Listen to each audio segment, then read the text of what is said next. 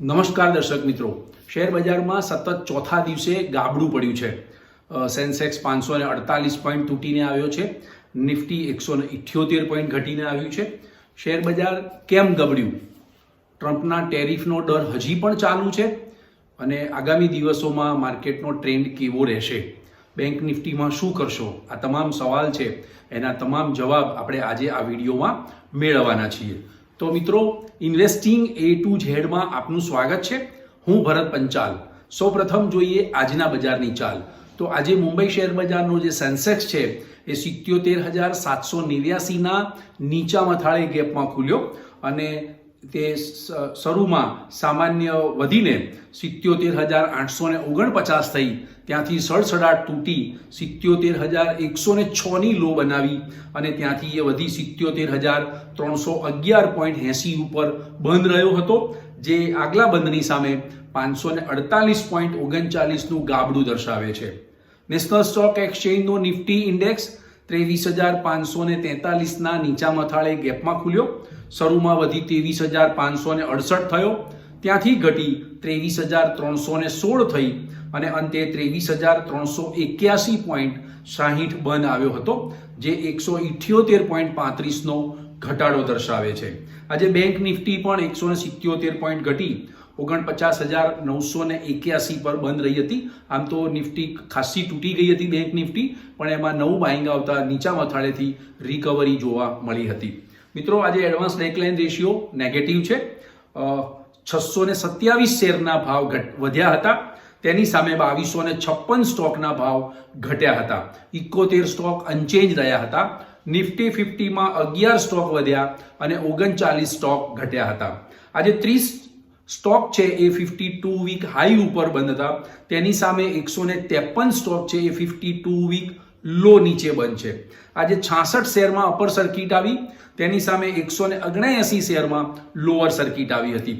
આજના ટોપ ગેઇનર અને ટોપ લૂઝર્સ પર નજર કરી લઈએ તો આજે સૌથી વધુ ઉચકાયેલા શેર છે Kotak bank, Bharti Airtel, Britannia, Tata consumer, HCL technology. અને સૌથી વધુ ગગડેલા શેર છે Trent, power grid, Tata steel, Titan અને ONGC. તો મિત્રો, આ હતું બજારની આજની ચાલ. શુક્રવારે ડાઉ જોન્સ ઇન્ડેક્સ 444 પોઈન્ટ ઘટીને આવ્યો હતો. ફ્યુચર આજે 140 પોઈન્ટ પ્લસમાં ટ્રેડ કરતું હતું.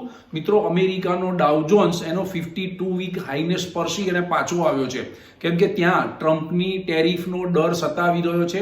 ટ્રમ્પે જે કેનેડા, મેક્સિકો અને ચાઇના ઉપર જે ટેરિફ નાખી એ એમને હોલ્ડ કરી રાખવી પડી, એટલે કે નિર્ણય પાછો લેવો પડ્યો, 1 મહિના માટે મુલતવી રાખવો પડ્યો. ત્યારબાદ હજી ટ્રમ્પની ટેરિફનો ડર સતાવી રહ્યો છે અને તેને કારણે ઇન્ફ્લેશન ખૂબ વધી જવાની ધારણા છે. એટલે અમેરિકાના સ્ટોક માર્કેટમાં પણ ઓલરાઉન્ડ સેલિંગ પ્રેશર જોવાયું છે. એટલે 444 પોઈન્ટ ઘટીને 44,303 થયો હતો. મિત્રો, એશિયાના બજારોમાં કોઈ મેજર ડેવલપમેન્ટ હતું નહીં, સામાન્ય વધઘટ હતી, પણ મિક્સ ટોન જોવા મળ્યો હતો. આજે ભારતીય બજારમાં તમામ સેક્ટરના શેરોમાં ભારે વેચવાલી જોવા મળી હતી અને સાથે સાથે સ્મોલ કેપ અને મિડ કેપમાં પણ હેવી સેલિંગ પ્રેશર હતું. એટલે સ્મોલ કેપ અને મિડ કેપ 2%થી વધુ તૂટ્યા હતા. મિત્રો, FIIની વેચવાલી સતત ચાલુ રહી છે. FIIએ 7મી ફેબ્રુઆરીએ 470 કરોડનું નેટ સેલ કર્યું હતું, તેની સામે DIIએ 454 કરોડનું નેટ બાય કર્યું હતું. મિત્રો, બજાર તૂટવાના કે આજે બજાર ગબડવાના 4 કારણો છે. એ કારણોની ચર્ચા આપણે પાછળના ભાગમાં કરીએ છીએ, પણ કેટલાક મહત્વના ન્યૂઝ છે એના ઉપર આપણે નજર કરી લઈએ. તો મિત્રો, LICના નવા બિઝનેસનું જે પ્રીમિયમ છે એમાં 21%નો ઘટાડો થયો છે. બીજું, ટોટલ એન્યુલાઇઝડ પ્રીમિયમ ઇક્વલન્ટ જે કહેવાય છે APE, એમાં પણ 24%નો ઘટાડો થયો છે. એટલે આજે LICનો શેર ₹7.20 ઘટી 808.90 બંધ આવ્યો હતો. વરુણ બેવરેજીસ, એના ક્વાર્ટર 3નો નફો 132 કરોડથી વધી 185 કરોડ આવ્યો છે. સારેગામા ક્વાર્ટર 3માં 52 કરોડથી નફો વધી અને 62 કરોડ આવ્યો છે.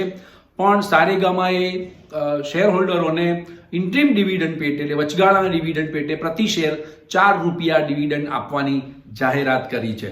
મિત્રો, સ્વિગી નું જે ઓક્ટોબરથી ડિસેમ્બર ક્વાર્ટરનું જે પરિણામ આવ્યું છે એમાં એની ખોટ હતી 574 કરોડ, તેની સામે ખોટ વધીને 799 કરોડ આવી છે. એટલે સ્વિગી સતત 5 ટ્રેડિંગ સેશનથી સતત તૂટી રહ્યો છે. એટલે 5 ટ્રેડિંગ સેશનમાં થઈ અને સ્વિગીના શેરમાં 20%નું ગાબડું પડ્યું છે. મિત્રો, સ્વિગીનો આઈપીઓ આવ્યો ત્યારે એની પ્રાઇસ હતી 390 રૂપિયા. આજે એ all time high, all time low ઉપર ટ્રેડ કરી રહ્યો છે અને જે આઈપીઓ પ્રાઇસ હતી એનાથી પણ નીચે ગયો છે. આજે સ્વિગી 362 રૂપિયા 10 પૈસા ઉપર બંધ આવ્યો હતો અને સ્વિગીનો શેર આજે 18 રૂપિયા 55 તૂટ્યો હતો. એટલે ટોટલ જોઈએ તો 5 ટ્રેડિંગ સેશનમાં સ્વિગીનો શેર 20% તૂટીને આવ્યો છે. આ મેજર મૂવમેન્ટ, મેજર ન્યૂઝ હતા જે જાણવા જરૂરી છે. બીજી તરફ મિત્રો, કેન્દ્રીય કેબિનેટે BSNL અને MTNLમાં 4G ની સ્પીડમાં વધારો કરવા માટે 6000 કરોડના પેકેજને મંજૂરી આપી દીધી છે. એટલે આજે MTNLના શેરમાં આપણને તેજી જોવા મળી હતી અને MTNLના શેરનો ભાવ 54 રૂપિયા 4 પૈસા ઉપર બંધ રહ્યો હતો. મિત્રો, બીજા એક સમાચાર એ છે કે સંરક્ષણ પ્રધાન છે રાજનાથસિંહ, એમણે એવી જાહેરાત કરી છે કે આગામી 5 વર્ષમાં ડિફેન્સ સેક્ટર જે હાલ 21,000 કરોડનું એક્સપોર્ટ કરે છે, તો આગામી 5 વર્ષમાં આ એક્સપોર્ટની રકમ ડબલ થઈ જશે. એટલે આ એક પોઝિટિવ ન્યૂઝ આવ્યો અને હાલ ભારત દેશ ઇમ્પોર્ટરમાંથી એક્સપોર્ટર બની ગયો છે. એટલે 100 દેશોથી વધુમાં એ એક્સપોર્ટ કરી રહ્યું છે ડિફેન્સ સેક્ટરમાં. એટલે આ એક પોઝિટિવ ન્યૂઝ છે અને એ પોઝિટિવ ન્યૂઝને કારણે આજે ડિફેન્સ સેક્ટરના શેરોમાં થોડું બાઇંગ જોવા મળ્યું હતું. પણ મેજર એવું કંઈ બાઇંગ જોવાયું નહોતું. પણ સામાન્ય રીતે આ ન્યૂઝ પછી ડિફેન્સ સેક્ટરના સ્ટોક્સમાં હલચલ જોવા મળી હતી. એટલે કરંટ યરમાં ડિફેન્સ સેક્ટરનું જે એક્સપોર્ટ છે એ 21,000 કરોડનું છે અને એને 50,000 કરોડ ઉપર લઈ જવાની વાત સંરક્ષણ પ્રધાને કરી છે. એ ડિફેન્સ સેક્ટર માટે આ પોઝિટિવ ન્યૂઝ છે. મિત્રો, હવે આપણે નજર કરીએ કે ભાઈ શેર બજાર આજે ચોથા દિવસે કેમ ગબડ્યું છે. તો એની પાછળના 4 કારણો. તો પહેલું કારણ છે ટ્રમ્પની ટેરિફનો ડર. મિત્રો, ભારત ઉપર ટ્રમ્પ સ્ટીલ અને એલ્યુમિનિયમ પર 25% ટેરિફ લગાવવાની યોજના ઘડી રહ્યા છે. આ સમાચાર આવ્યા એટલે ટ્રમ્પ ટેરિફ નાખશે સ્ટીલ અને એલ્યુમિનિયમ સેક્ટર ઉપર, તો આજે સ્ટીલ સેક્ટર્સ છે, સ્ટીલ શેરો છે, એમાં ભારે વેચવાલી જોવા મળી અને એ લગભગ 3%ની આજુબાજુ તૂટી ગયા હતા. સ્ટીલ સેક્ટર, મેટલ સેક્ટર છે, એનો ઇન્ડેક્સ પણ 3% જેટલો તૂટ્યો હતો. એટલે ટ્રમ્પના ટેરિફનો ડર હજી પણ બજારોને અનિશ્ચિતતા તરફ લઈ જઈ રહ્યો છે. બજારમાં ભારે ગભરાટનો માહોલ છે. સ્ટીલ અને એલ્યુમિનિયમમાં જો ટેરિફ નાખવામાં આવે તો અમેરિકામાં જે આપણે ઇમ્પોર્ટ કરીએ છીએ એ ઇમ્પોર્ટ નહીં થઈ શકે, કારણ કે ત્યાં એ મોંઘું પડે ટેરિફ નાખ્યા પછી. એટલે એ સ્ટીલ અને એલ્યુમિનિયમ જે બિઝનેસ છે એની પર માઠી અસર પડી શકે છે. એટલે પહેલું કારણ ટ્રમ્પના ટેરિફનો ડર હજી પણ બજાર ઉપર છે. બીજું કારણ મિત્રો, ડોલર સામે રૂપિયો 87.95 ઓલ ટાઈમ લો થયો છે. 45 પૈસા આજે રૂપિયો તૂટી ગયો છે.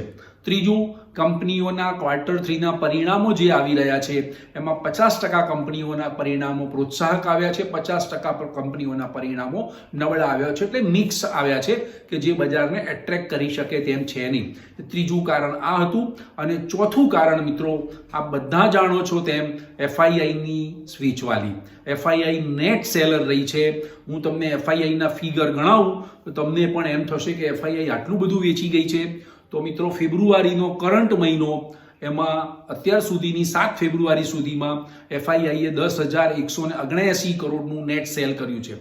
મિત્રો, સતત 5મો મહિનો છે આ FII વેચવાલ રહી છે. ઓક્ટોબર મહિનાથી કોન્સ્ટન્ટ FIIનું સેલિંગ પ્રેશર જોવા મળી રહ્યું છે. ઓક્ટોબરમાં FIIએ 1,14,000 કરોડનું નેટ સેલ કર્યું હતું. નવેમ્બરમાં 45,974 કરોડનું નેટ સેલ કર્યું હતું. ડિસેમ્બરમાં 16,982 કરોડનું નેટ સેલ કર્યું હતું. જાન્યુઆરી મહિનામાં 2025ની વર્ષ શરૂ થયું. જાન્યુઆરીમાં 87,374 કરોડનું નેટ સેલ કર્યું છે. એટલે 5 મહિનામાં FIIએ હ્યુજ વેચવાલી ભારતીય બજારમાં કરી છે. પણ અમેરિકામાં જોઈએ તો 10 યરનો જે બોન્ડ યીલ્ડ છે એ 4.4% ઉપર જતો રહ્યો છે. એટલે બોન્ડ યીલ્ડ સારું મળી રહ્યું છે, એને કારણે FIIs છે એ ભારતીય બજારમાંથી એક્ઝિટ થઈ રહી છે અત્યારે હાલ. એટલે એ પણ એક કારણ બજાર ગબડવાનું અને બજારનું સેન્ટિમેન્ટ ખરાબ કરવાનું છે. તો મિત્રો, આ થઈ 4 કારણોની વાત. હવે જોઈએ કે આગામી દિવસોમાં બજારનો ટ્રેન્ડ કેવો રહેવાનો છે. મિત્રો, મારી દ્રષ્ટિએ FII આટલી હ્યુજ વેચવાલી કરી હોવા છતાં 10 થી 12% કરેક્શનમાં બજાર અથડાઈ રહ્યું છે. બજાર દરેક નીચા મથાળેથી પરત ફરી રહ્યું છે, નવું બાઇંગ આવી રહ્યું છે. DII એટલે કે જે આપણી ડોમેસ્ટિક ઇન્સ્ટિટ્યુશન્સ છે એનું કોન્સ્ટન્ટ બાઇંગ ચાલુ છે. મ્યુચ્યુઅલ ફંડોમાં SIP વધી રહી છે. એટલે મ્યુચ્યુઅલ ફંડો ઉપર લોકોનો વિશ્વાસ છે, એમાં ભારતના નાગરિકોનો ખાસ વિશ્વાસ છે. એટલે SIP દ્વારા જંગી નાણું આવી રહ્યું છે. એટલે મ્યુચ્યુઅલ ફંડો અને ડોમેસ્ટિક ઇન્સ્ટિટ્યુશન્સ ભારતીય બજારમાં FII જેટલું વેચી ગઈ છે એટલું જ ફંડ એમણે નાખ્યું છે અંદર. એટલે બજાર હાલ ટકી રહ્યું છે. પણ મિત્રો, જે લિક્વિડિટીનો પ્રવાહ DII અને મ્યુચ્યુઅલ ફંડો દ્વારા આવ્યો છે એટલે જ બજાર આપણું ટકી રહ્યું છે. હું તમને કેટલાક લેવલ્સ આપીશ, પણ FIIની વેચવાલી ચાલુ છે ત્યાં સુધી આપણે બધાએ થોડુંક બજારની હાલમ ડોલમ જે સ્થિતિ છે અને ગ્લોબલ સંકેતો જે છે એને આપણે સહન કરવા પડશે. તો મિત્રો, 23,300નો નિફ્ટીનો એક મોટો સપોર્ટ લેવલ રહેશે. આજે 23,316 જઈ અને પાછું પડ્યું છે. એટલે 23,300નો સપોર્ટ લેવલે તમે સારા સ્ટોક્સ, ફંડામેન્ટલી સારા સ્ટોક લાંબા ગાળાના વિઝનથી બાય કરી શકો છો. ઉપરમાં 24,000નું એક રેઝિસ્ટન્સ છે. જો 24,000નું લેવલ કુદાવશે તો બજારમાં પાછી તેજીનો માહોલ સર્જાશે. એવી રીતે બેંક નિફ્ટીમાં પણ 49,700નો એક મજબૂત સપોર્ટ લેવલ છે. આ લેવલે આજે પણ એ લેવલને ટચ થયું, ત્યાં નવું બાઇંગ આવ્યું એટલે બેંક નિફ્ટીમાં રિકવરી જોવા મળી. એટલે 49,700નો એક સપોર્ટ લેવલ છે. અને જો 50,700 કુદાવે, રેઝિસ્ટન્સ લેવલ છે, 50,700 કુદાવે તો બેંક નિફ્ટીમાં પણ સારી તેજી થઈ શકે તેમ છે. બીજું મિત્રો, 12મી ફેબ્રુઆરીએ ભારતમાં જાન્યુઆરી મહિનાના મોંઘવારીના આંકડા જાહેર થવાના છે. એના ઉપર આપણે નજર રાખવી પડશે. બીજી તરફ અમેરિકામાં પણ ઇન્ફ્લેશન રેટ જાહેર થવાનો છે. PPI ડેટા પણ જાહેર થવાનો છે અને રિટેલ સેલ્સ ડેટા પણ જાહેર થવાનો છે. તો આના ઉપર આપણે નજર રાખવી રહી. પણ મિત્રો, જ્યાં સુધી FII વેચવાલ છે ત્યાં સુધી ભારતીય બજારમાં દરેક ઉછાળે વેચવાલી આવવાની અને DII અને મ્યુચ્યુઅલ ફંડનો સપોર્ટ છે.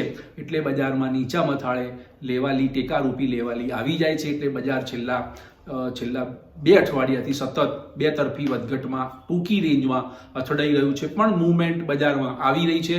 સારું એવું બાઇંગ પણ જોવાય છે અને સારું એવું સેલિંગ પ્રેશર પણ ઉપરમાં જોવાઈ રહ્યું છે. તો મિત્રો, આજના વિડીયોની જે માહિતી છે એ આપને ગમી હોય તો લાઇક્સ કરજો, શેર કરજો, કમેન્ટ્સ કરજો અને સબસ્ક્રાઇબ કરજો. Thank you very much.